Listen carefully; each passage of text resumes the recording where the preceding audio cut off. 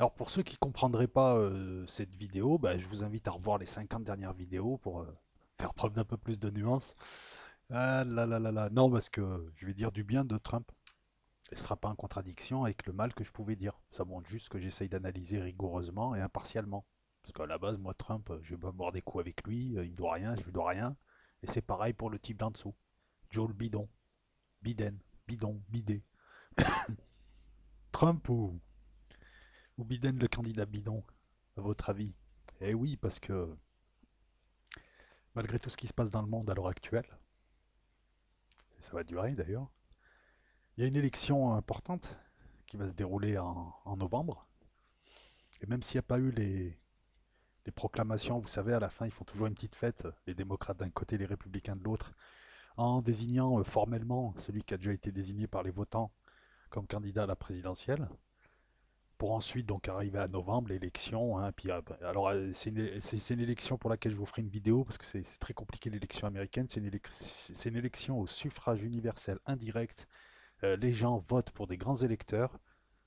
Et dans certains États, ces grands électeurs n'ont même pas un mandat impératif. Mais en principe, ces électeurs-là, ces grands électeurs doivent ensuite désigner le président. Ce qui donne des situations ubuesques où tu peux avoir beaucoup plus de personnes qui votent pour toi en population et perdre l'élection. C'est ce qui est arrivé à Hillary Clinton en 2016. Elle avait plus de votants, une poignée, mais bon, plus. Mais le système fait que, voilà, c'est le système américain, c'est un autre type de mode de scrutin. Et là, donc, on aura ou Trump ou Biden le bidon. Non, si je dis Biden le bidon, c'est pas pour faire un mauvais jeu de mots, ou un bon jeu de mots selon qui tu es. Non, non, non, c'est parce que tu vas voir que. Écoutez, c'est simple. On va parler d'abord de Trump. Trump, si Trump, c'est mon avis, et il se respecte, et il est argumenté, si Trump a, à mon sens, une politique étrangère et une politique à l'international qui prête à discussion, et qui n'est pas celle qu'on nous annonce, en tout cas, certains fans de Trump te réécrivent sa politique, alors que lui, il a une politique en fait pro-américaine. Donc si cette politique-là est critiquable, il faut savoir que là, on va parler de présidentielle américaine. Et ce qui intéresse l'Américain moyen, c'est pas la Chine, c'est pas le Moyen-Orient. Si, de loin en loin. S'il y a son fils qui part à la guerre. Ou s'il y a... Mais ce qui l'intéresse surtout, c'est ce qui se passe dans sa ville, dans son État, dans cet ordre-là, et dans son pays. Qui est un pays fédéral. Et ça, c'est important. À la différence de pays comme par exemple la France, qui est un État jacobin, où l'État dirige les autres subdivisions administratives, l'État dirige les régions, même s'il leur donne un budget, il leur laisse certaines latitudes, il dirige, un préfet peut s'emparer d'une municipalité, la diriger si elle est mal gérée. Aux USA, ça marche différemment. Il y a différentes couches, chacune a des pouvoirs propres, a des pouvoirs partagés avec la couche du dessus, et au final, l'État fédéral impulse beaucoup plus qu'il n'agit. Ce sont les États surtout qui agissent, les États fédérés. La Californie, le Texas, voilà. C'est ça un État fédéré. Ensuite, c'est les villes. Donc c'est différent déjà. Je veux dire, le président américain, c'est l'homme le plus puissant du monde et c'est en même temps l'homme le moins puissant du monde. C'est l'homme le plus contrôlé du monde. Et vous allez voir que ça a son importance. Alors Trump en politique étrangère, moi je vais résumer ça à un truc simple. Hein. Il a tout donné à la famille, à la Fellowship Foundation, hein, les chrétiens évangélistes, enfin chrétiens, ils ne sont pas chrétiens, les évangélistes intégristes qui dirigent les présidents américains depuis Reagan, et c'est eux qui font d'ailleurs la politique étrangère américaine. Il leur a tous aidé, et ils respectent leur calendrier. Voilà pourquoi il déclare Jérusalem capitale universelle, voilà pourquoi il déclare ceci, cela. Ce qu'il fait, c'est juste un calendrier. Quand tu as ce calendrier en main, tu comprends mieux ce qu'il fait et ça va beaucoup plus loin que les élucubrations de certains youtubeurs qui t'ont inventé un truc parce qu'ils sont. C'est des groupies de Trump. Moi, je suis ni groupie de Trump et j'ai rien contre lui non plus. Hein. Titre personnel, m'a rien fait. Trump, lui, il est amené à devenir ce fameux roi loup, ce fameux faux messie. Je te le donne en introduction. Ce qui va nous intéresser là, c'est la politique intérieure de Trump. Et là, je suis désolé, c'est un des présidents qui a le mieux réussi. Et c'est pas moi qui le dis. Certes, il a surfé sur une conjoncture économique positive, puisque les 2 dernières années d'Obama étaient sains d'une conjecture, enfin, se reposaient sur une conjecture économique favorable. Tu avais beaucoup, par exemple, avec Obama, tu avais 226 000 créations d'emplois par mois en 2015. En 2016, ça descendait un petit peu, c'était 195 000 créations par mois. Avec Trump, le rythme sera aussi soutenu, voire plus soutenu. 2017, 183 000 créations mensuelles d'emplois. 2018, 225 000. 2019, ça redescend un petit peu, mais c'est lié à la conjoncture mondiale et c'est lié aussi à la guerre économique avec la Chine. 175 000 emplois mensuellement créés. L'Américain, quand il travaille, il est content parce qu'il peut nourrir sa famille, il peut consommer, il peut vivre ou survivre. Et à partir, voilà, c'est ce qu'il demande l'Américain. C'est de la sécurité, du travail et qu'on le respecte.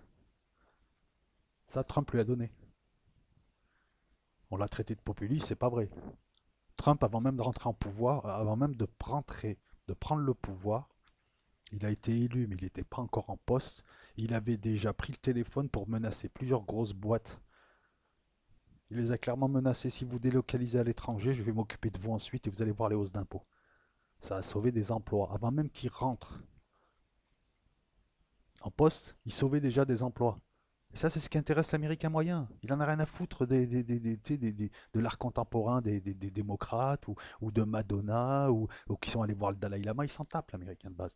Lui, ce qu'il veut, c'est que le pétrole, l'essence soit pas trop cher, qu'il puisse s'acheter un fusil pour défendre sa famille, qu'il vive dans une maison qui n'est pas dépréciée, qu'il puisse payer son hypothèque, qu'il puisse consommer, enfin voilà, les choses de la vie. Qu'il puisse élever sa famille selon les valeurs qu'il souhaite leur donner. Ça, Trump lui en donne. Il a ramené la confiance des ménages, de tous les ménages. Et ça a relancé la consommation. Alors même s'il y avait un contexte, tu sais, on a souvent vu des présidents bénéficier d'un contexte économique et l'éclater comme Balladur, par exemple. Ou comme d'autres qui arrivaient, il y avait un petit boom et ils ne savaient pas gérer, ils ne savaient pas prendre les bonnes mesures, ils ne profitaient pas de ce boom et finalement, des chiffres, ben, les chiffres économiques sont très bons. Sous son mandat, donc le rythme des créations d'emplois était comparable aux 2 dernières années d'Obama, était même un peu mieux, alors que le contexte changeait. Le chômage, eh ben, écoute, c'est simple. Il est à 3,5%. Là, alors où je te parle, c'est le taux de chômage le plus bas depuis 50 ans. Et sous Obama, il était déjà de 4,7%, il descendait. Et lui, il l'a fait encore plus descendre. Tu vois, il sait pas, il a profité d'eux. Il a participé au mouvement, il a pris la relève et il continue à tirer aussi fort sur la corde, pour donner une image. Le chômage des blacks, ben, il est descendu. Il est descendu quasiment de 2 points en 3 ans. Le chômage des hispaniques, il est descendu pareil. Alors, le chômage des blacks, il est passé de 7,8% à 5,9%. Le chômage des hispanos, de 5,9% à 4,2%. Ça te paraît rien pour toi, mais c'est des milliers de personnes, voire des dizaines de milliers, des centaines de milliers de personnes qui retrouvent un emploi. Et donc de l'espoir. Et donc une certaine structuration sociale. Alors, c'est des minorités importantes qui avaient un taux de chômage supérieur aux Caucasiens. Les taux restent toujours supérieurs, taux de chômage, mais ils sont tous descendus. Pour les Caucasiens, hein, vulgairement les Blancs, hein, comme on dit, 3,2%, alors qu'ils étaient de 4,3%. Si tu veux, quelle que soit la communauté, le chômage est descendu et il y a eu de l'emploi. Et là, j'aimerais revenir sur un truc un peu con. Je crois que c'est le truc le plus stupide qu'on ait dit sur lui, et ça, j'ai jamais participé à ça. Dire que Trump est raciste, c'est une stupidité sidérale. Trump, il est pro-américain. Mais raciste, je crois pas. Pour plusieurs raisons. Déjà, parce que c'est quelqu'un de très pragmatique. Allez voir la vie de Trump. Hein. C'est quelqu'un qui a été. C'est un fils à papa self-made man. Il est né d'un papa riche, mais il s'est fait tout seul. Il a connu l'enfer à la fin des années 80. C'était un milliardaire. Il avait sa technique, il a réussi beaucoup de choses dans un monde de requins, dans un monde de promoteurs immobiliers. Hein. Non, c'était pas un milliardaire, c'était un promoteur immobilier. Nuance. C'était son père qui était milliardaire. C'est pas tout à fait la même chose. Il a réussi, il a connu la faillite, le divorce avec sa première femme, et il a réussi à revenir. Une seconde fois, c'est un type qui a connu plusieurs vies. C'est un type qui est trop pragmatique, qui a travaillé avec des blacks, des blancs, des hispaniques, des ce que tu veux. C'est un type qui est soutenu. Bah, regarde, il y a beaucoup de blacks qui le soutiennent. Hein. On peut lui imputer des déclarations un peu foireuses, de grande gueule, mais ça, bon, c'est pas très grave. Je veux dire, à la limite, ça fait son style. Hein. Et puis Biden, tu vas voir que lui, c'est. Biden a été appelé la Lamborghini des gaffes, c'est pas pour rien. Mais on peut pas dire que Trump, hein, les démocrates, alors les démocrates, c'est quoi? Pendant 4 ans, ils ont fait quoi, ces gens? Est-ce qu'ils ont proposé des solutions? Ils ont passé leur temps à jouer les fascistes. Ils ont utilisé toutes les ficelles possibles et inimaginables pour lancer 2 procédures d'impeachment bidons qui n'avaient aucune chance de réussir. Ils ont claqué des millions et ils ont passé leur temps à faire des articles à charge sur ses lacets, sur sa coupe de cheveux, sur son teint carotte, sur son prétendu racisme. Alors que ce type n'a jamais été, je veux dire, on l'a jamais suspecté d'être raciste. Il a toujours fait travailler tout le monde. Voilà, on peut le suspecter d'être dur, on peut le suspecter de ce que tu veux, mais pas ça. Et ça se retrouve dans les chiffres, ça se retrouve dans les faits. Je veux dire, excuse-moi, est-ce que tu as vu le mouvement des droits civiques venir pleurnicher? Alors, on a détourné aussi certaines de ses déclarations lorsqu'il a voulu arrêter l'immigration venant du Mexique et lorsqu'il a parlé d'animaux, il parlait des gangs. Va voir ce que font les gangs mexicains, tu vas comprendre. Il n'a jamais parlé des Mexicains classiques. D'ailleurs, il est bien coté chez les Hispaniques. Parce qu'il leur a dit, mais moi je suis pas raciste, c'est des conneries tout ça. Ben, les Hispanos qui sont souvent entrepreneurs, qui sont des travailleurs aux USA, hein, qui souvent entrepreneurs, qui font les jardins, qui ouvrent des boutiques, qui s'accrochent et qui sont des gros bosseurs aussi. Ce qui les intéresse, c'est de la sécurité. Lui, il propose d'en ramener et du travail. C'est pas les. Hein, je te dis, c'est pas des expos de peinture avec Hillary Clinton et Marina Abramovic. Quand je dis expo de peinture, je suis gentil. Il y a eu une augmentation des salaires, certes légère, 3%, mais il vaut mieux avoir plus de 3% d'augmentation de salaire que l'inverse. En décembre 2019, avant le Covid, et ça c'est important, les USA étaient toujours la première économie mondiale, c'était la 11e année d'affilée d'expansion, c'est un record. C'est fini, le record est fini à cause du Covid, c'est pas à cause de Trump, hein. Il y aura une récession mondiale, on va pas y couper. Mais sur les 11 ans, il y a 4 ans de Trump. Enfin, 3 ans de Trump, pardon. Parce qu'il reste cette année. Il y a 3 ans de Trump. C'est-à-dire que chaque année, une expansion. Son bilan économique est une réussite. Alors qu'on lui souhaitait pique-pendre. En 2016, le PIB. Alors le PIB, faire attention, ce qui compte c'est le PIB à parité nominale, si on veut comparer réellement deux pays. Mais bon, on va quand même parler du PIB classique, la notion classique qui n'est plus utilisée, sauf dans les classes d'économie, hein, les petites classes. Ce PIB en 2016 a augmenté de 1,5%, en 2017 de 2,3%, 2018 de 2,9%, avec une super réduction d'impôts. Il a un petit peu baissé en 2019 parce qu'il y avait la guerre commerciale avec la Chine et parce que Boeing a eu ce problème des 737 Air Max, qu'il n'a pas pu vendre. Ça fait descendre les chiffres du PIB, hein. Parce que c'est pas un Boeing, c'est des centaines de Boeing qu'elle n'a pas pu vendre ou sur lequel elle a dû faire des modifications et donc ça a fait un petit peu chuter. Mais tu peux voir que voilà, fin 2016, donc 1,5, 2017, 2018, 2019, 2020. Le PIB de 2016, on va l'imputer à Obama, les autres ne font que monter. Ou reste pareil alors que il y a une guerre commerciale avec la Chine qui fait que les USA ne vendent pas plus que la Chine et donc pareil, ça perturbe le PIB. Je vous rappelle que pour la zone euro, qui est une des zones les plus riches, hein, du monde, le PIB augmente de 1,2% en moyenne. Avec Trump, c'est 2 fois plus, 3 fois plus, même en 2018, c'est 3 fois plus, enfin 3 fois plus à quelques broutilles. En 2018, il va imposer une réforme fiscale, mais pas la réforme fiscale de la droite française, hein, une réforme fiscale ambitieuse, c'est la plus grosse, la plus importante réforme fiscale de ces 30 dernières années, fin 2017, hein, très très vite, et ça faisait partie de ses promesses. Cette réforme fiscale a permis une baisse d'impôts. Alors oui, bien sûr, il a augmenté le déficit de 1015 milliards de dollars à la fin de l'année fiscale. La dette a un peu augmenté, si tu veux. C'est comme s'il a emprunté pour soulager de l'autre côté les petites entreprises et les ménages. Mais ces petites entreprises et ces ménages, comme elles achètent américains, les perdent d'un côté, le déficit budgétaire d'un côté, fait la relance économique de l'autre, c'est-à-dire plus d'achats, plus de travailleurs, plus de gens qui payent des impôts, mais moins d'impôts payés par chacun, etc. Et donc au final, tu t'aperçois que l'économie continue à, à avancer, à croître, à s'expandre, je ne sais pas si on peut utiliser ce terme, à croître, et c'est grâce à une réforme fiscale qui fait du bien à l'électeur, et aux petites entreprises, et aux petites épiceries américaines, et aux petites manufactures, et aux petites usines, et aux petits garages, et à tous ces gens, et aux ménages, qui ont vu ça comme une aubaine, fin 2017. C'est du genre, voilà, c'est du genre, fin de l'année, tu as tes impôts, au lieu de payer, je sais pas, 1000 euros, tu te retrouves à payer 200 euros. Tu grattes 800 euros. Écoute, voilà, c'est ça qu'il y a eu. Il faut savoir que la plupart de ces promesses de campagne ont été respectées, ou il a essayé de les respecter. C'est pas Jacques Chirac qui te fait des promesses et après il te dit ah ben les promesses n'engagent que ceux qui y croient. Il a voulu renégocier l'accord avec la Chine et ben il a réussi en leur imposant une guerre commerciale dure.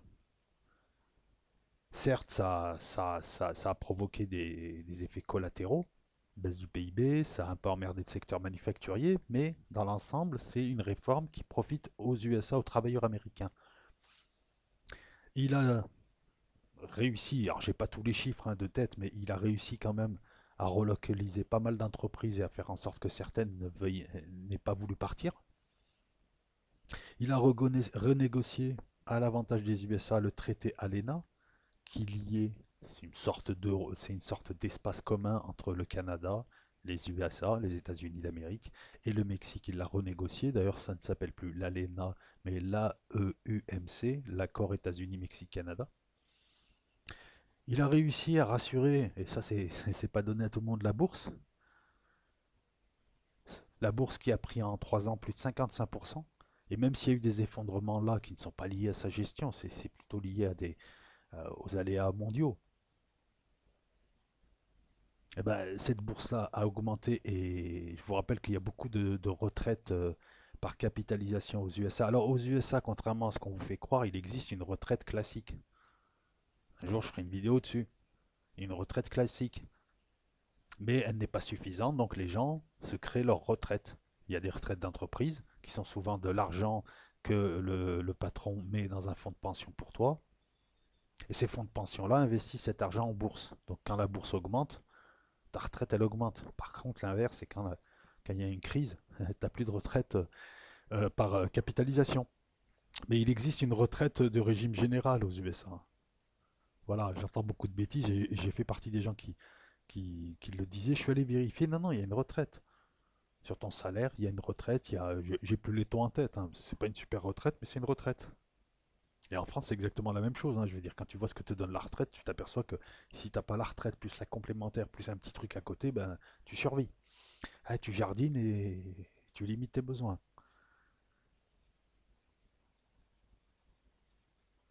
Après, il a quelques...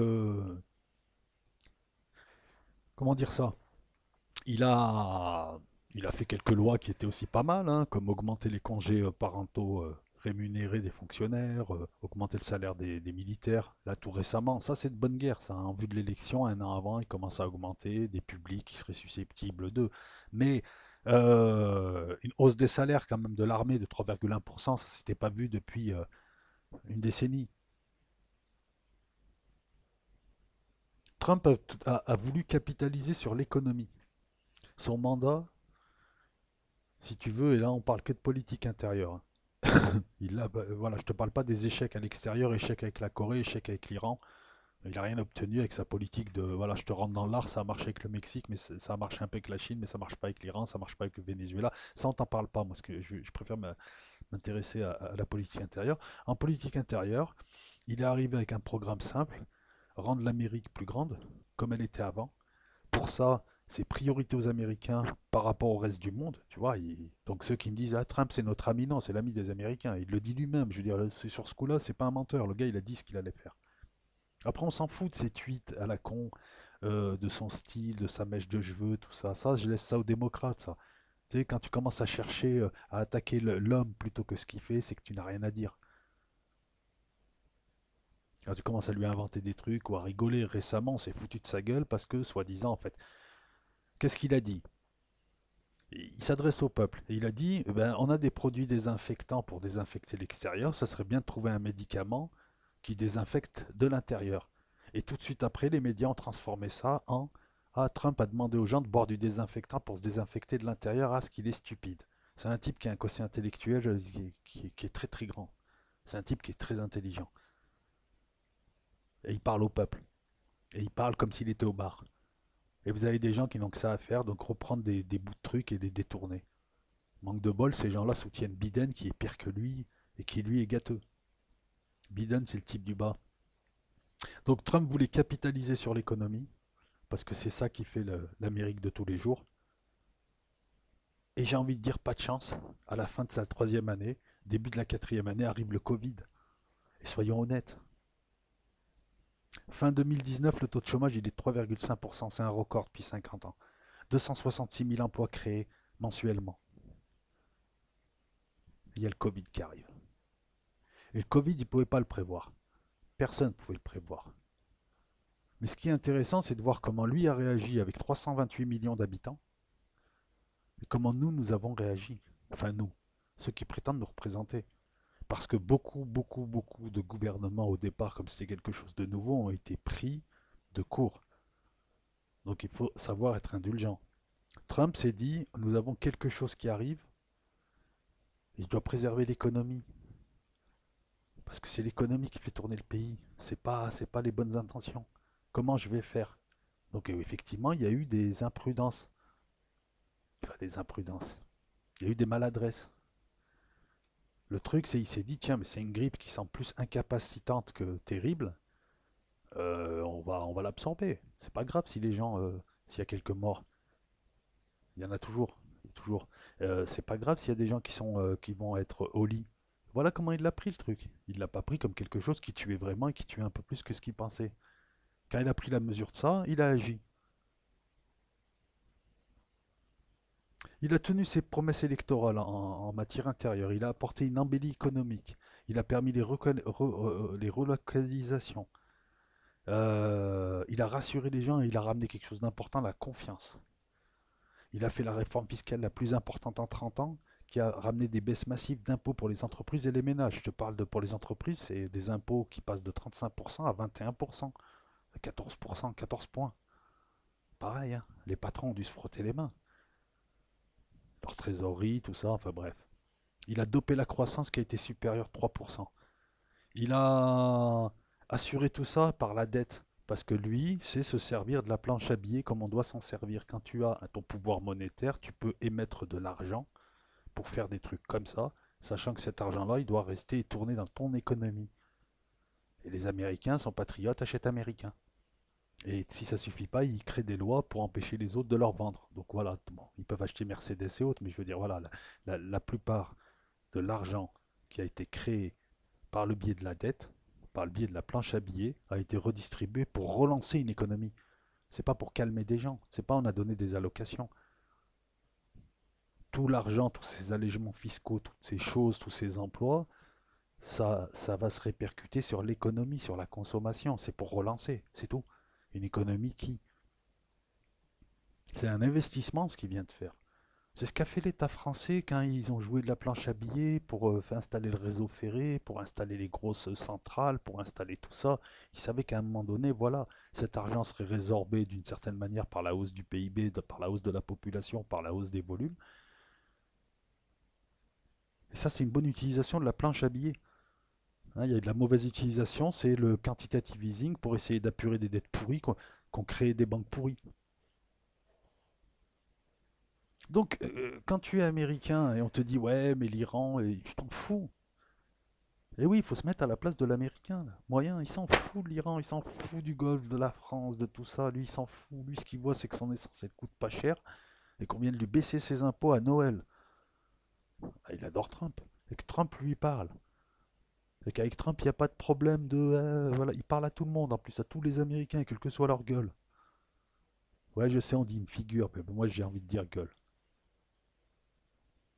Les démocrates, qu'est-ce qu'ils ont fait?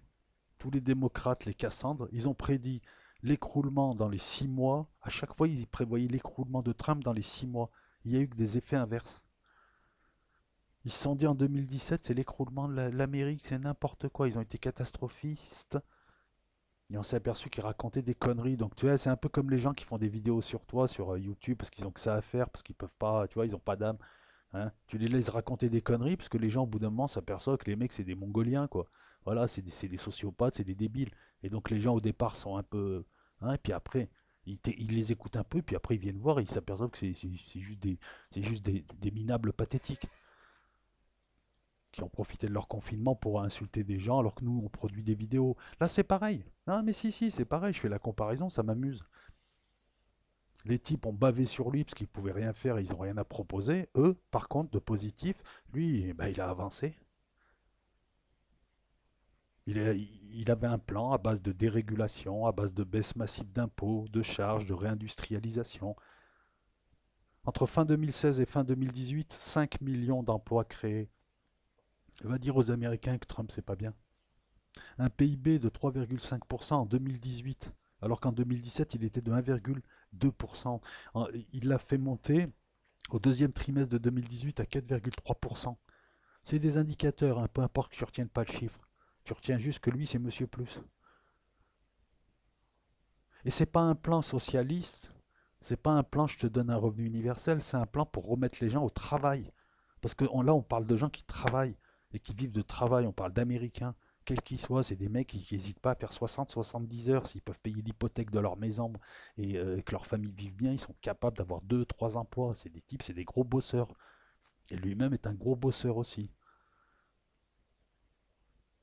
C'est quelque chose de positif. C'est on va remettre en place l'économie, non pas en donnant des subventions et en créant des associations qui te drive, hein. Ça s'appelle du caïda, hein. Excuse-moi, ça se faisait à l'époque coloniale, on continue à le faire pour toutes les couches de la société française, le caïda.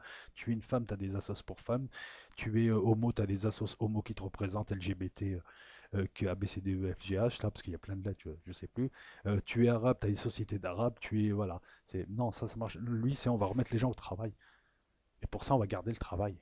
Donc tu es américain, tu le travailles, tu le fais aux USA déjà. Ça s'appelle le patriotisme économique, ce que nous ne connaissons pas malheureusement. Tu vois, il suffirait, nous, à chacun d'entre nous, d'acheter uniquement français pour relancer l'économie française. Et c'est pas une mauvaise idée. Je pense que ce patriotisme économique, c'est quelque chose qu'il faut reprendre. Alors je sais que pour certains, le patriotisme, c'est ringard, mais le patriotisme économique, c'est que ton fils aura un emploi. Et que l'argent que tu donnes, il reviendra finalement dans les poches de quelqu'un de ta famille, qui le fera tourner, hein, plutôt que d'acheter à l'étranger, que ce soit le fils d'un étranger. Et on n'a rien contre les étrangers, hein, voilà, j'ai rien contre les Allemands, j'ai rien contre les pays exportateurs, les Allemands, les Américains, tout ça, mais tu comprends ce que je veux dire. Il a adjoint à cette préoccupation essentielle, qui est la préoccupation économique, et surtout une économie de travail, et non pas une économie d'allocation. Il a ajouté à cela la sécurité et l'immigration, la sécurité intérieure, la sécurité extérieure et l'immigration. Il joue son rôle de personnage menaçant et fantasque à l'extérieur. Il n'a pas eu à rajouter 10 milliards de lois liberticides à l'intérieur pour œuvrer. Il n'y a pas d'attentats terroristes aux USA, il y en a très peu. Enfin, il y a de la violence classique, mais. Et il a toujours donné la priorité aux Américains plutôt qu'aux immigrants. Américains de toutes couleurs, même d'origine hispanique, même d'origine ce que tu veux. En matière d'économie, écoute, moi je le dis souvent, j'ai 50 ans. Je crois que c'est en matière économique, en politique intérieure, je pense que ça a été l'un des meilleurs présidents depuis Gerald Ford. J'étais petit, hein, pour Gerald Ford, mais par contre Carter, je m'en rappelle, hein. Gerald Ford, c'est très facile de vérifier que le mec n'a rien fait du tout, quoi. Voilà. Il a juste pris la place de Nixon qui a été viré. Mais c'est un des meilleurs présidents. Et c'est le Covid qui peut le faire perdre. Ben oui, parce que quand tu es président américain, ou français, ou ce que tu veux, quand tu es censé être le numéro un, la moindre merde qui arrive et que les gens n'arrivent pas à gérer, ben ils te rendent responsable. Maintenant, il y a quand même quelque chose qui est. On va s'intéresser à sa gestion du Covid, tu verras qu'elle n'est pas stupide du tout. Et oui, oui, j'ai fait ma petite enquête. Comment est-ce que on peut, dès maintenant, la presse de gauche française et la presse de gauche mondiale et tous les crevards de la presse démocrate et autres, tous les blaireaux qui racontent des conneries, qui finalement viennent te donner leur avis, leur opinion et n'en démordent pas, ils appellent ça la liberté de la presse. Et comme quoi ils auraient la vérité, eux. Et si tu penses pas comme eux, t'es complotiste. Eh oui, forcément, ou alors t'es raciste, ou ce que tu veux, bref. Ah oui, parce que si tu soutiens Trump, tu deviens raciste, soi-disant. Comment est-ce qu'on peut lui imputer la faute d'une mauvaise gestion du Covid, et en même temps, dès que c'est bien géré dans un État, dire oui, mais oui, c'est pas Trump qui s'en occupe, c'est les États.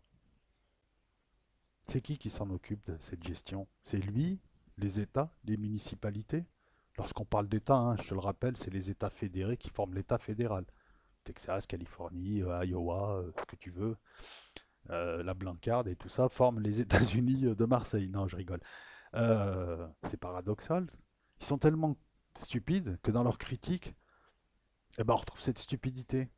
C'est un État fédéral. L'État fédéral a certains pouvoirs, mais il n'a pas le pouvoir de gérer les situations dans le local. Dans le local, c'est d'abord les... Regarde la police. Tu as la police fédérale, toutes les agences fédérales, FBI, machin chouette, qui s'emparent d'une affaire lorsque, si tu veux, il y a des compétences partagées, il y a des compétences personnelles. Voilà. Le FBI, si c'est par exemple un crime qui met en lien de plusieurs États, c'est le FBI qui s'en charge. Mais en dessous, tu as les polices d'État, tu as les polices municipales. Starsky Hutch, c'est la police municipale. Non, non, honnêtement, c'est la police de la ville de San Angeles. Hein, bon, c'est Los Angeles. C'est une police municipale, comme on dit. C'est pas tout à fait la même police municipale qu'ici, hein, mais c'est pareil en politique. L'État fédéral peut impulser, peut dégager des budgets, mais les politiques locales sont menées par les États, par les gouverneurs. Chaque État a son gouverneur, qui est une sorte de petit président, et a son Parlement, avec ses sénateurs d'État et ses représentants d'État. Et au niveau fait, tu vois, il y a auto-similarité d'organisation, hein, il y a une fractalité qui existe là. Et quand tu remontes au niveau fédéral, tu as un parlement avec des sénateurs du pays et des représentants du pays, et tu as un président et un vice-président. Donc la gestion du Covid, certes, les gens, là, tu vas trouver trois quatre sondages bidons où on va te dire, ouais, les gens sont déçus par Trump, mais c'est pas Trump qui gère. La preuve, il aimerait déconfiner certains États, mais il vient de le dire, c'est pas moi qui dirige. Ce sont ces États-là, en fonction du pic ou de la descente de pic des contaminés, qui prendront leurs décisions. Il est pragmatique et il est souple. Donc comment lui imputer cette crise qui ne vient pas de lui, dont il n'a pas pris la mesure pendant les premières semaines comme le monde entier, et par la suite il s'est bougé. Parce que je vous rappelle que lui, il a un plan sans calendrier. Nous, on a un calendrier sans plan.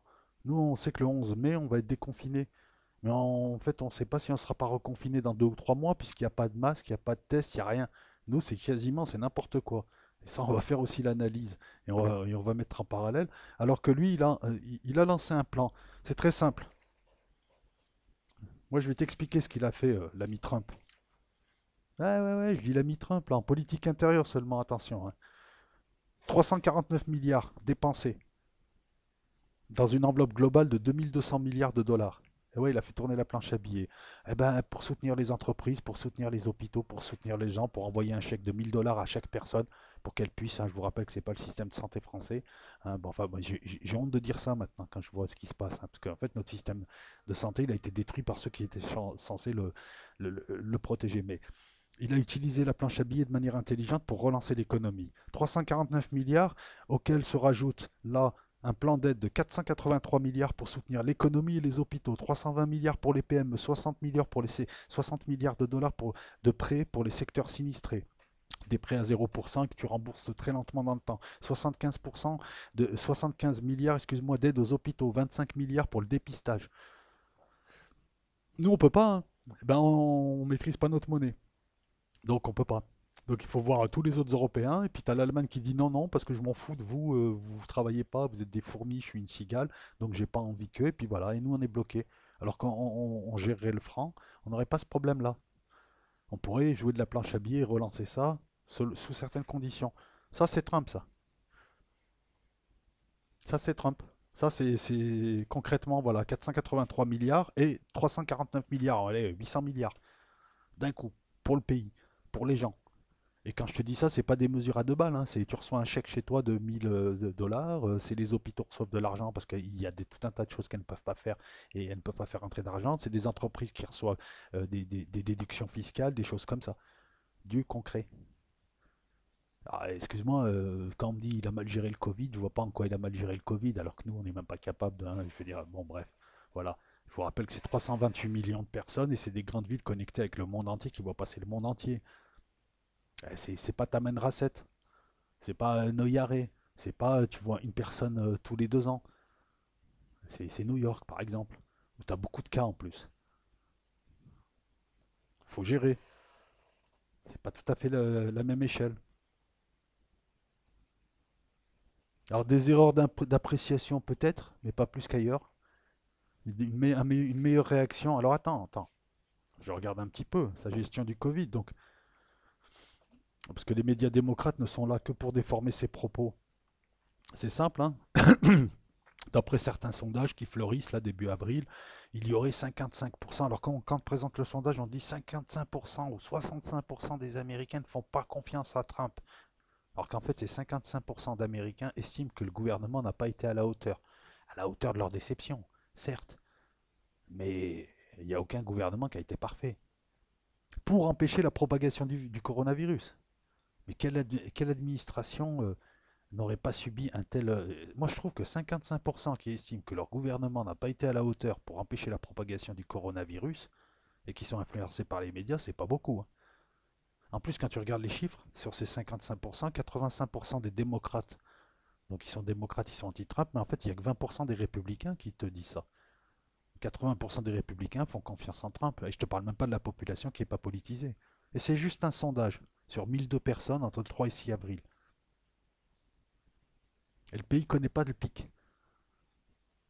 ne connaît pas encore le pic. On y arrive au pic. On l'accuse de quoi? D'avoir minimisé la crise. Il n'avait pas. Je vous rappelle que Trump s'est adjoint d'un comité scientifique, et notamment le docteur Anthony Fauci, qui n'est pas un républicain, dont il suit les préconisations, et il écoute beaucoup, parce que lui-même le dit et avoue qu'il est un petit peu dépassé par ces histoires de crise sanitaire. Et il essaye de prendre des mesures pragmatiques. On lui reproche de tâtonner, on lui reproche deux, trois mots dans un tweet, on lui reproche une déclaration mal comprise. 65% des Américains critiquent la gestion de la crise, parce qu'ils pensent que, voilà, mais bon, c'est un sondage à un moment donné. Vous savez pas, 65% des Américains ne voteront pas pour Trump. Une fois la crise passée, ils vont s'apercevoir avec du recul qu'il a peut-être mieux géré que beaucoup de gens. En tout cas, beaucoup de gouvernements européens. Après, je te dis, après la première enveloppe, il y a un plan progressif de retour à la normale, sans calendrier. Pourquoi sans calendrier? Parce qu'il l'a dit, c'est pas moi qui dirige les États. Je n'ai pas légalement le pouvoir de déconfiner ces États. Je n'ai juste qu'un pouvoir d'accompagner et de veiller à ce que les lois fédérales soient respectées, qui est l'ordre. Donc ce programme s'appelle Opening Up America Again. Allez, toujours America Again. Moi aussi, je vais mettre ça sur ma chaîne. Los Locos America Great Again. Great America Again. Great Los Locos Again. Bon, allez, je me calme. C'est un plan en trois phases qui donne la priorité à l'économie. Et c'est un plan qui n'est pas décidé par Donald Trump avec ses petites mains et sa mèche orange. C'est décidé par un comité de spécialistes reconnus de toutes les disciplines, médecins, économistes et autres, pour voir si c'est possible. Avec réouverture progressive des activités, des entreprises, des écoles, enfin des activités, des endroits où tu te livres à des loisirs, je ne sais pas, des salles de gym, des entreprises, des écoles, avec des directives aux autorités locales qui, elles, décident et mettent en place en fonction des moyens qu'elles ont et en fonction surtout de la situation. La première phase serait d'ouvrir certains ciné, restaurants, salles de sport, lieux de culte et gymnases, parce que ça embauche, mais toujours avec des mesures. Et de laisser les personnes vulnérables et âgées chez elles. Elles restent confinées. Empêcher toujours les visites dans les hôpitaux et les maisons de retraite. Encourager encore le télétravail, même si certaines personnes vont pouvoir reprendre physiquement le travail, et beaucoup de gens demandent à reprendre le travail là. Et je pense qu'en France, il y a plein de gens qui là aimeraient bien aller retravailler, hein. Parce que je vous dis franchement qu'on a presque 2 mois, hein. Il reste quoi? Allez, on va dire on est à un mois et demi déjà, et c'est vrai que ça commence à être compliqué, hein. Il faut s'occuper, mais c'est déprimant, voilà, on va le dire comme ça. Alors, j'ose pas imaginer des gens qui sont confinés dans un petit espace. Moi, ça va, je vis dans un 35 mètres carrés seul, mais des gens qui vivraient à deux dans un 20 mètres carrés, j'ose pas imaginer, hein, les pauvres.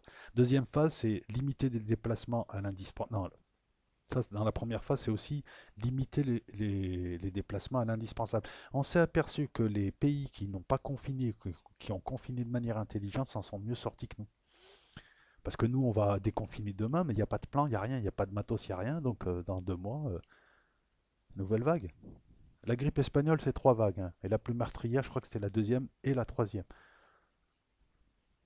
La deuxième phase, c'est l'autorisation cette fois de déplacement non essentiel, réouverture des écoles. Pourquoi nous, on veut ouvrir les écoles en mai? Ouvrez-les en septembre, les écoles. Ça sert à rien d'ouvrir des écoles en mai. C'est pareil pour les stades. Là, ils veulent reprendre les compétitions. J'espère qu'il n'y aura pas de spectateurs. Mais oui, parce que le 11 mai, le virus n'aura pas disparu. Enfin, on peut en parler, mais je vous prépare une fiction, une hypothèse sur le Covid. Une autre vidéo qui arrive dans la semaine. Il faut que je la travaille un petit peu. Reprenons la deuxième phase, c'est les déplacements non essentiels autorisés, les écoles réouvertes, les bars avec certaines mesures. Mais les personnes vulnérables continuent à rester confinées et les visites hospitalières continuent à rester interdites. Et la troisième phase, c'est la levée des restrictions liées au travail. Les personnes vulnérables peuvent sortir, mais selon certaines conditions. Il n'a pas donné de calendrier. Il y a juste des objectifs, c'est-à-dire des dates, des périodes. Donc l'idée, c'est que le 1er mai, on démarre la première phase. Mais ça ne dépend pas du gouvernement fédéral. Donc comment imputer la mauvaise gestion de la crise à Trump alors que tout dépend du pic Covid et du travail fait par les États et les municipalités qui, elles, peuvent prendre les décisions en fonction de la situation. Donc on a le consensus, on a le pragmatisme, on a la souplesse. Qu'est-ce que tu veux qu'ils fassent de plus? Tu voulais que dès janvier, ils devinent que ça allait être comme ça? Il faut être honnête. Le 16 mars, quand on a commencé le confinement en France, même moi, je ne pensais pas que ça allait être comme ça. Même moi, j'y ai pas cru. Alors, on peut pas reprocher à... voilà, je veux dire, faut aussi... quelquefois, il faut aussi être honnête, quoi. Voilà. Le reproche qu'on fait au gouvernement français, c'est pas de ne pas avoir vu la crise, c'est d'avoir fait l'inverse de ce qu'il fallait faire et de nous donner des raisons à penser qu'ils l'ont fait sciemment, pour des raisons obscures. Là, lui, on va pas dire Big Pharma, il s'en fout de Big Pharma, lui. C'est lui, lui, c'est Big Big, lui. On reproche pas à Macron on reproche pas à Macron, par exemple, d'avoir, comment dire ça. Ce qui est reproché à Macron, c'est pas la non-anticipation, alors qu'il avait beaucoup plus d'informations que Donald Trump, hein. Et oui, il en avait beaucoup plus.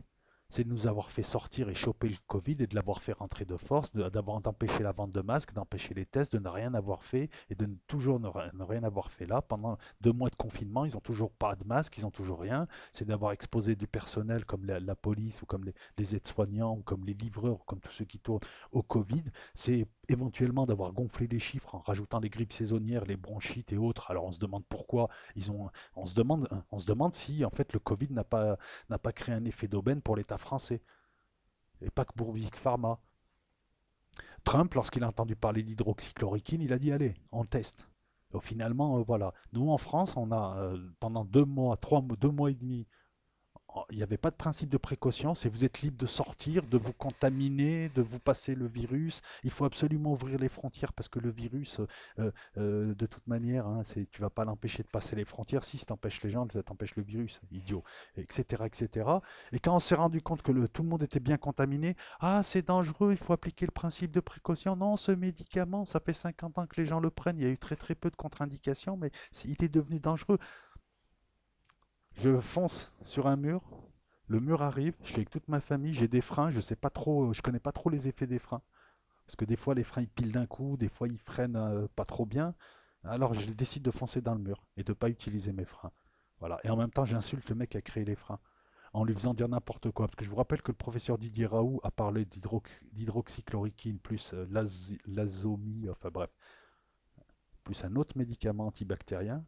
Et il a expliqué que c'était un système D qui appliqué au début de la maladie, évitait la mortalité.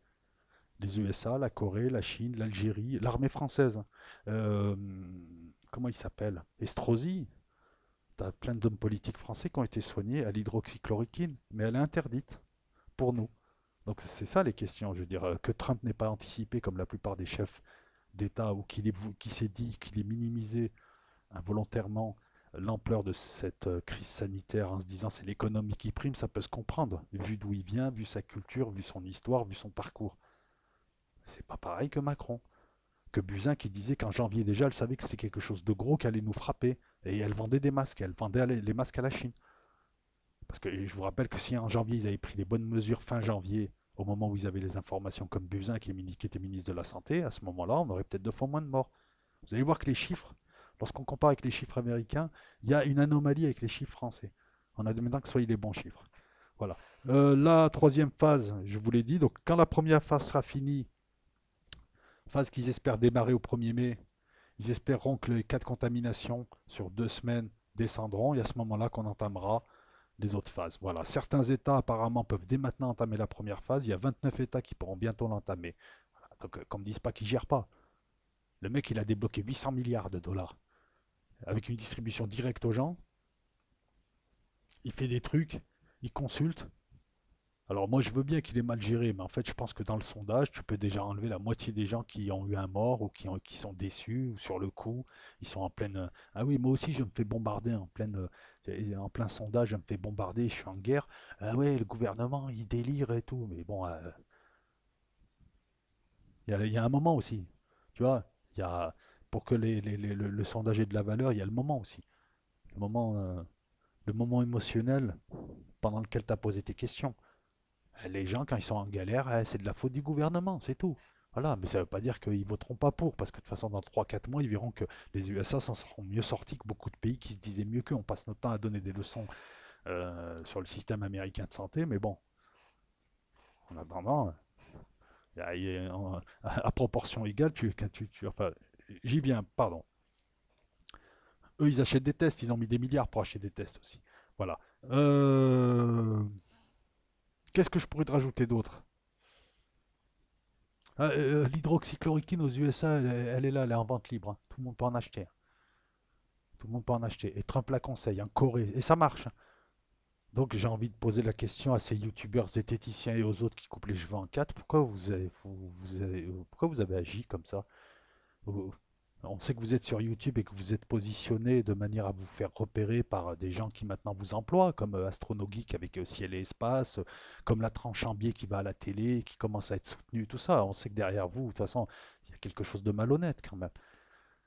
Vous êtes venu nous donner des leçons de morale, vous, une pseudo-intelligentsia, et on s'aperçoit que vous êtes des criminels en puissance, puisque vous racontez n'importe quoi, vous racontez de la merde, je ne peux pas lui vous faire confiance. Vous êtes allé attaquer un professeur, vous êtes allé chercher, non, oui, il ne fait pas de tests en double aveugle, oui, mais non, mais ses publications, et puis il paraît qu'il a une bague, il paraît qu'il a les cheveux longs, il paraît que le matin, il mange du Nutella. Ben, vous avez raconté des conneries, puisque la réalité, avec du recul, et j'ai attendu pour le dire, j'ai attendu même pas mal de temps, c'est que dans beaucoup de pays, on utilise l'hydroxychloroquine associé à un autre médicament ou pas, et que ça a des résultats et que ça fait descendre le. Alors vous cassez, vous nous prenez la tête, vous cassez les oreilles à dire oui, mais non, mais que tu l'utilises ou pas, tu as le même nombre de guérisons, c'est pas vrai. Vous mentez. Il y a moins de morts. Quand tu l'utilises bien, il y a moins de morts. Bien sûr que les gens ils vont y passer pendant 15 jours, là ils vont être au lit, ils vont trembler, ils vont tout ça, mais ils sont pas morts à la fin. Et tu as tout un tas de tests. Pourquoi est-ce que tous les autres pays ont décidé d'utiliser cet antipaludique qui existe depuis 50 ans et qui jusque-là pouvait s'acheter sans ordonnance, en tout cas pour l'hydroxychloroquine, jusqu'au 13 janvier 2020, et pour la chloroquine, c'est en 99. Mais il y avait des... Voilà, tu bois du 7-Up avec de la quinine, et ben, voilà, quinine. Tout ce qui est en in, quinine, tout ça, c'est ça. Et donc, pourquoi est-ce que ces pays-là l'ont utilisé, ne se sont pas posé de questions et ça a marché? Et pourquoi nous, on a cherché la petite bête? Mais par contre, on va te proposer du Rivotril et des trucs qui coûtent hyper cher et qui sont peu efficaces, et là, on ne vous entend pas parler de ça. Alors, soit c'est une collusion, vous êtes en collusion avec le système, vous êtes du système en fait. De toute façon, on connaît votre discours. C'est fou, et je m'excuse cet aparté. On est arrivé à une époque tellement débile que tu as des gens comme c'est la Tronchambier, Astronogui, qui pensaient tous ces gens. Si tu ne crois pas au discours officiel, c'est que tu es un complotiste. Et c'est ces gens qui nous parlent de liberté de pensée, liberté de choix et de démocratie. Si tu ne crois pas au dire de gens qui t'entubent depuis, on va dire, 30 ans maintenant, et les faits sont là, je veux dire, quel parti n'a pas ses scandales, quel parti n'a pas abandonné le pays, quel parti... si tu ne crois pas en ça, c'est que tu es complotiste. C'est tout ce qu'ils ont à nous vendre. Et le professeur Didier Raoult, il est méchant. Parce que voilà, ils sont acharnés comme des vulgaires Cohen-Bendit. J'espère que vous êtes rémunérés. L'hydroxychloroquine marche dans beaucoup de pays en association avec d'autres médicaments, ou pas. avec certains protocoles, mais en tout cas, peut-être pas exactement le même protocole que le protocole du professeur Didier Raoult, mais le professeur Didier Raoult, excuse-moi, ces protocoles, ces publications, elles sont lues et elles ont été suivies, et on l'appelle, on lui téléphone du monde entier. Et il ne se fait pas insulter sur la télé coréenne. Pour eux, c'est le français, le professeur Didier Raoult, le Marseillais, j'ai envie de dire, tiens, qui, voilà, et qui est cité. Et nous avons Cohen-Bendit, je crois, quelqu'un qui est suspecté de pédophilie, et tous ces gens, Siemens, Patrick Cohen, et tous ces... Je ne vais pas citer leurs noms, parce que ils sont nombreux, hein, la Tronchambier, tout ça, qui eux, par contre, ont la science infuse, et sinon, on est complotistes. Expliquez-moi quel est l'intérêt pour le professeur Didier Raoult, qui est quelqu'un de reconnu mondialement, de s'engager à engager sa notoriété. Quel était l'intérêt pour lui de se faire insulter, menacer de mort et discréditer, enfin discréditer entre guillemets. Quel était son intérêt? Parce qu'il proposait une solution qui permettait de faire baisser la mortalité, de sauver des vies, pour pas un rond. C'est ça qui dérange certains. En attendant un éventuel vaccin qui va coûter cher, et on va te dire, mais c'est pas toi qui paye, c'est la mutuelle. La mutuelle, c'est moi, la sécurité sociale, c'est moi. Parce qu'en bout de chaîne, de toute façon, en début de chaîne et en bout de chaîne, c'est moi. Donc on est très très loin de la mauvaise gestion française de ça, hein, qui choque dans le monde entier, hein. Moi, quand j'ai des gens d'un pays ou un autre, ils me disent, mais qu'est-ce qui se passe en France? Mais pourquoi vous... Qu'est-ce qu'il fait Macron? C'est la première chose qu'on me dit. Trois personnes de trois pays différents, déjà, qui sont choqués. Alors qu'on vient de pas me dire qu'il a mal géré son affaire, avec 328 millions de personnes, et avec la première économie mondiale, voilà, il a limité, excuse-moi. Nous, on n'a pas de plan, pas de date, pas de test, pas de lit, pas de masque, rien, c'est le flou artistique. Eux, ils ont un plan à étapes, et ils mettent pas de date.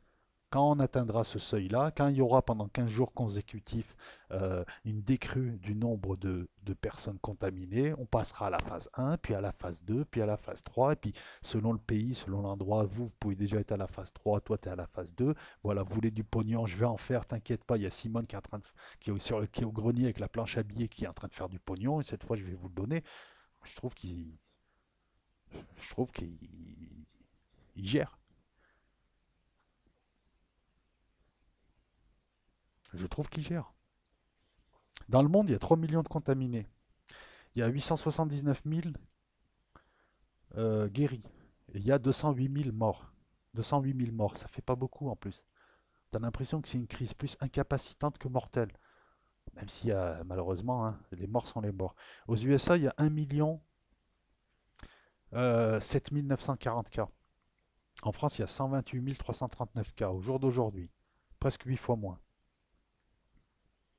Aux USA, il y a 56 000 morts.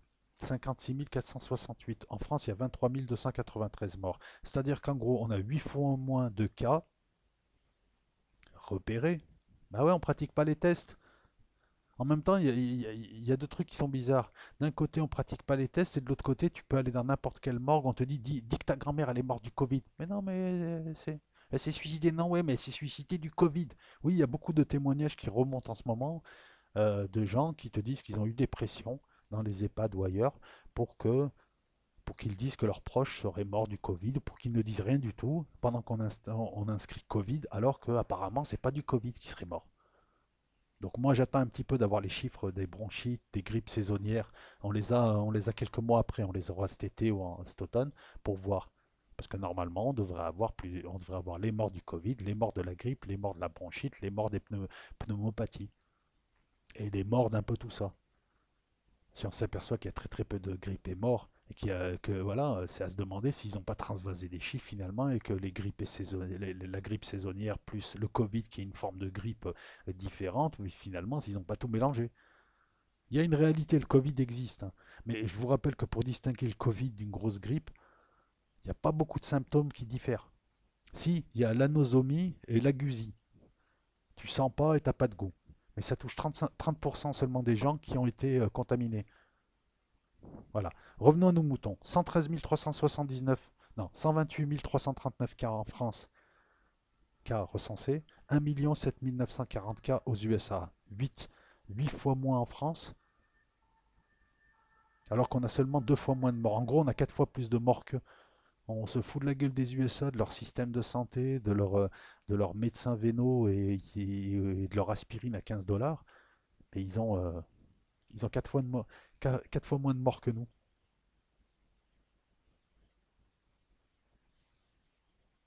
Oui.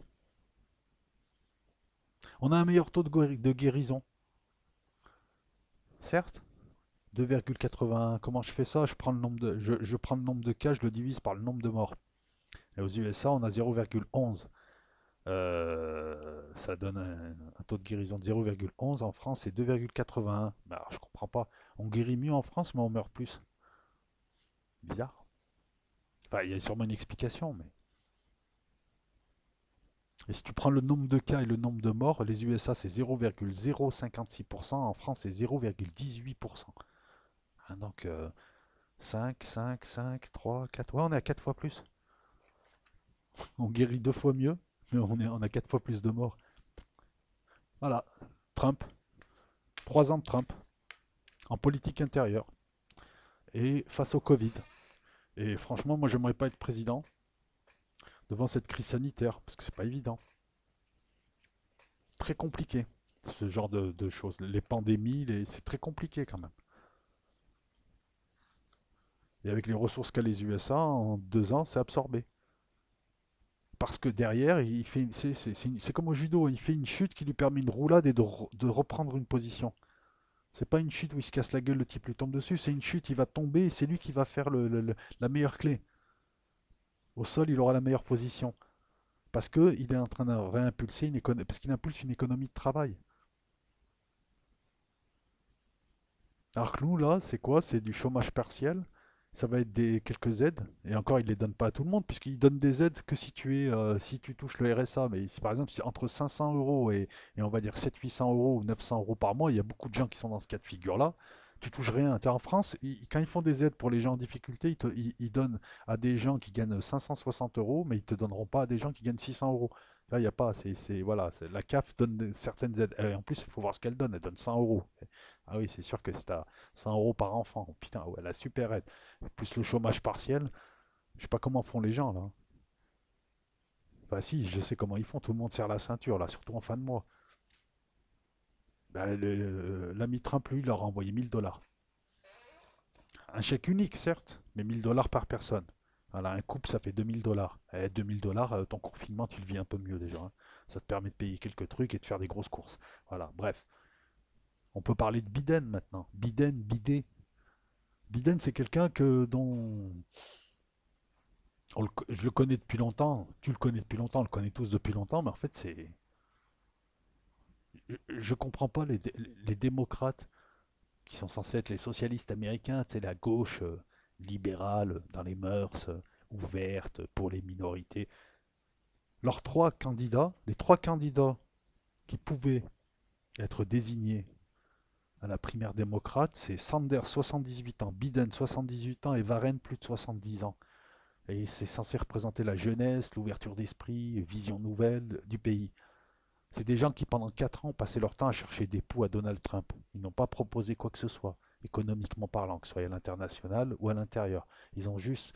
Ils ont fait, tu sais, comme ces gens pathétiques sur YouTube qui viennent voir tes vidéos, hein, on va parler de lui. Hein, alors, il a dit ça hier, il a fait ça, et qui vivent à travers toi, tu vois. Alors, toi, tu les calcules pas, tu fais des vidéos, et puis voilà, et puis bon, c'est pareil. Voilà ce que c'est les démocrates. Ils se sont comportés pendant 3 ans comme des trolls minables, des trolls pouilleux, quoi. Des trolls. Alors, après, j'espère qu'ils n'ont pas 28 ans et qu'ils vivent pas chez leur mère et qu'ils n'ont pas une tête de vache, hein, parce que là, c'est le pathétique du pathétique. Mais voilà, mais Biden, c'est le pur produit de l'establishment. Il n'a rien fait de sa vie, ce type. C'est un professionnel de la politique, c'est un parasite. Trump, il est né d'un père riche, mais il s'est fait tout seul. Il a fait fortune, il a tout perdu, il est revenu, il a refait fortune. Et il s'est fait tout seul. Avec la pression du papa au-dessus, il voulait faire mieux que son père. Voilà, donc c'est un fils à papa self-made man. L'autre, c'est un parasite de la politique. Depuis 72, il est sénateur. Et ce type est connu pour plusieurs choses. Déjà, pour n'avoir jamais rien fait. Il est à la limite gâteux, là. Là, à l'heure où je te parle, quand il fait. Alors, il a été élu très rapidement. C'est le candidat des démocrates. Et pas de chance, il y a le Covid. Donc, il ne peut pas aller sur le terrain et démarrer sa campagne avant Trump. Sa campagne présidentielle, cette fois, pas la campagne des primaires. Donc il est resté confiné chez lui et il donne des conférences de presse. Donc déjà, sur le terrain, c'est plus Trump qui est sur le terrain que ce type-là, hein, qui n'aurait pas fait mieux, je pense. Ce type que certains, même dans son parti, estiment être un gâteux, pas très dynamique, qui est incohérent. Ses dernières déclarations, c'est pour confondre Xi Jinping avec Deng Xiaoping. C'est comme si je confonds Macron et De Gaulle. Ouais, c'est vrai ils se ressemblent. Ils ont le même nom. Non, mais c'est ça. Il vient de démarrer une émission en disant qu'il se présentait comme sénateur démocrate. Non, ils lui ont dit, mais non, c'est pour la présidentielle. Est-ce que tu vas confier le bouton nucléaire à un type comme ça? Dernièrement, il a déclaré aux gens dans un discours, soit vous votez pour Biden, soit vous votez pour, et puis on l'a pas entendu finir le mot, et quand on a décrypté, soit vous votez pour Biden, soit vous votez pour l'autre Biden qu'il leur a dit. Il n'y a personne qui a compris encore sa phrase. Est-ce que vous êtes deux? Est-ce que Trump s'appelle Biden? On ne comprend pas tout. Et tout ce qu'il a fait, en fait, à part ses gaffes, hein, il l'appelle la machine à gaffes, la Lamborghini des gaffes.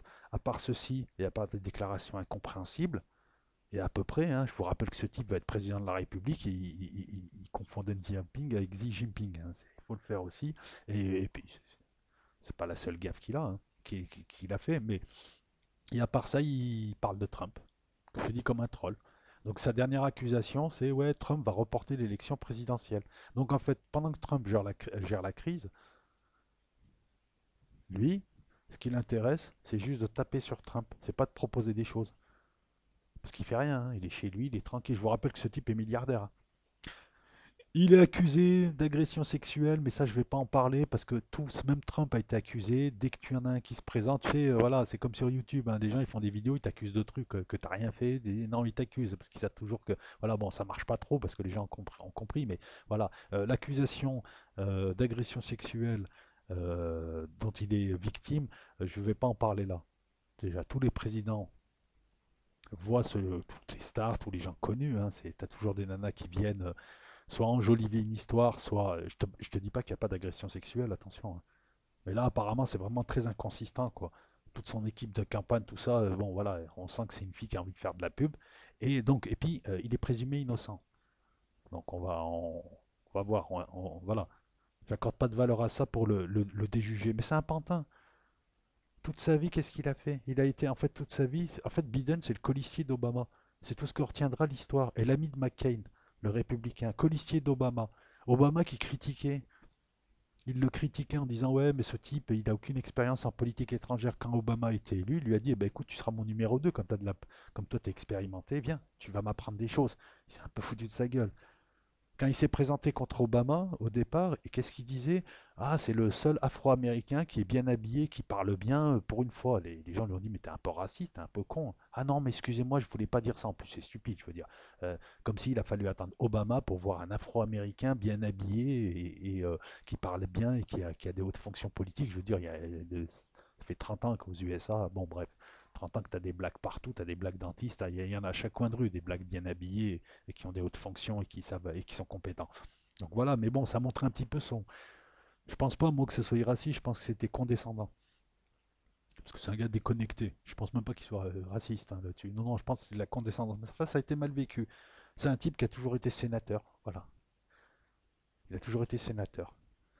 Et quand il s'est présenté en 88 à la course à la présidentielle, hein, dans le camp démocrate, ben, il a dû arrêter parce qu'en fait, dès le premier caucus dans l'Iowa, il a fait un discours qu'il a copié intégralement sur le leader travailliste Neil Kinnock, leader travailliste anglais du moment. Caucus de l'Iowa, il y a la presse, il y a tout le monde, c'est le premier, c'est le premier État qui démarre les primaires. Le type te fait un discours, mot pour mot le discours d'un travailliste anglais de la même époque. Il s'est fait cramer, il a dû se retirer. Et en 2008, bon, bah, lorsqu'il a été éliminé, il n'a pas su se décider entre Hillary Clinton et Obama. C'est pour ça qu'Obama a attendu le 14 avril là, pour le soutenir, pas avant. Parce qu'Obama, c'est un rancunier. Et il lui a dit, mais toi, tu n'avais pas choisi entre moi et Clinton.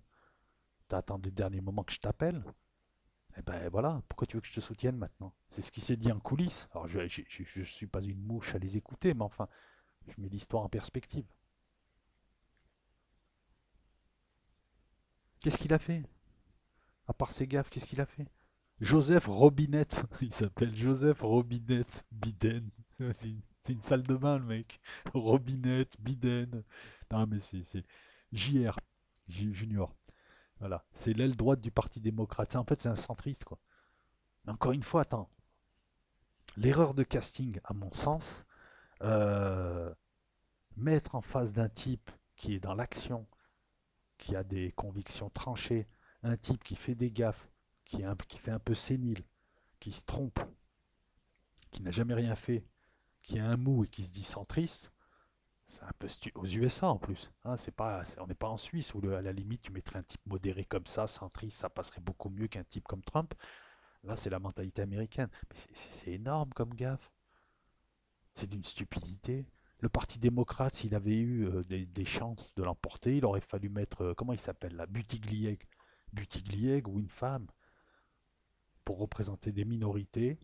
Alors Buttigieg, c'était simple, il représentait les petites villes de province, les prolétaires, les homosexuels, les gens de 35 ans, certains cadres, il représentait beaucoup de segments de marché. Oui, oui, je suis désolé, mais la politique, c'est du marketing. Il aurait eu plus de chance. Il fallait prendre quelqu'un qui tranchait, pas quelqu'un de terne. Là, t'as un mec qui a les cheveux couleur carotte, qui fait plein de lumière de partout. Partout où il passe, en tout cas, il laisse pas indifférent. Et de l'autre côté, t'as un type hyper terne qui, pour seul titre de gloire, hein, qui n'a pour seul titre de gloire que d'avoir été 2 fois vice-président d'Obama. Même à travers le Parti démocrate et à travers ses fonctions, il a vécu. En fait, ce type est tellement terne qu'il est obligé de se mettre à côté d'Obama pour rayonner. C'est Obama qui rayonne sur lui. Alors que Trump, il rayonne tout seul. Je comprends pas aussi l'erreur des démocrates qui n'ont plus rien à proposer, à part troller, critiquer l'autre, mais ils n'ont rien à proposer. Eux. Voilà, critiquer, insulter. Voilà, Trump, c'est aussi un nouvel ordre mondial, mais c'est le patriotisme américain, c'est l'évangélisme derrière, c'est tout un tas de gens derrière qui ont un calendrier. Et si vous voulez, euh, oui, on va pas faire d'eschatologie, mais enfin bon. Non, on va pas en faire là d'ailleurs, c'est pas la peine, on va rester là. Qu'est-ce que tu veux que je te rajoute? Eh ben écoute, attends. Si, c'est le premier catholique qui est devenu vice-président aux USA. Mais bon, à la limite, il pourrait être papou, que ça changerait rien. Euh... Ben, je vois rien d'autre. Si ce n'est que moi, franchement, si je suis américain, il n'y a pas photo, je vote pour Trump. Si je suis américain, je vote pour Trump. Et comme je suis pas américain, je vote pour personne. Et je n'aime pas les deux. Mais enfin, quand je dis je n'aime pas les deux, je n'aime pas les actions que font les deux. Je te dis à titre personnel. Là, on parle de personnalité publique. Hein. Je ne parle pas des hommes. Après, je ne les connais pas, je ne les fréquente pas. Mais enfin, non, honnêtement, franchement, si je devais être pote avec quelqu'un, je préférerais être pote avec Trump. En fait, ça a l'air de plus bouger avec lui. Ça a l'air d'être plus. Hein, ça bouge un peu plus. Ça a l'air de plus rigoler, même si c'est un type qui sait être dur et qui sait aussi être. Voilà, mais Trump, il est peut-être dur avec son personnel. Enfin, il est peut-être dur avec son personnel, j'en sais rien, mais ce que je veux dire, c'est qu'il donne l'exemple. C'est un gros bosseur, il n'hésite pas à s'impliquer, il n'hésite pas à se mettre en avant. C'est une sorte de Jean-Michel Aulas, mais en plus grand, quoi. Tu vois, Pitten, excuse-moi, il donne pas envie qu'on vote pour lui. Quoi. Tu le regardes, il a la tête de, ouais, il a la tête de, tu sais, on se croirait dans House of Cards, il a la tête d'un politicard qui magouille pour garder ses avantages et qui de toute façon sert à rien, quoi. T'en as un qui est venu servir le pays, t'en as un autre qui se sert du pays. Donc voilà, il n'y a pas photo. Voilà, Trump ou Biden, pour moi, c'est Trump. Et je pense qu'il sera réélu haut la main. Je pense qu'il sera réélu haut la main. Haut la main. Alors, haut la main, c'est quoi? C'est entre. Oui, oui, haut la main, il faut préciser. C'est pas haut les mains. Parce que si c'est l'autre qui est élu, c'est que c'est haut les mains plutôt. Haut la main, c'est. Ah, moi, je le vois au-dessus de 55%. Entre 55 et 60%, Trump. Je vois une grosse réélection. Je pense que voilà, sur un plan intérieur, c'est le meilleur président américain depuis beaucoup. Depuis beaucoup de temps. Oui, parce qu'on a eu Obama, oui. On a eu Clinton aussi. On a eu. Mais comme ça, on n'a pas eu depuis un. Depuis, je sais pas, j'arrive même pas, tu vois, à te donner une date, parce que c'est difficile aussi de comparer. Je vais pas te dire depuis Kennedy, parce que Kennedy, finalement, tu as l'impression que c'est plus un mythe qu'autre chose, hein, à la limite. Voilà, tu as l'impression que c'est un archétype, mais enfin bon, je te la fais bref, 1h10 de vidéo. Si j'étais américain, je voterais Trump plutôt que Joseph Robinette Biden. Allez, ciao.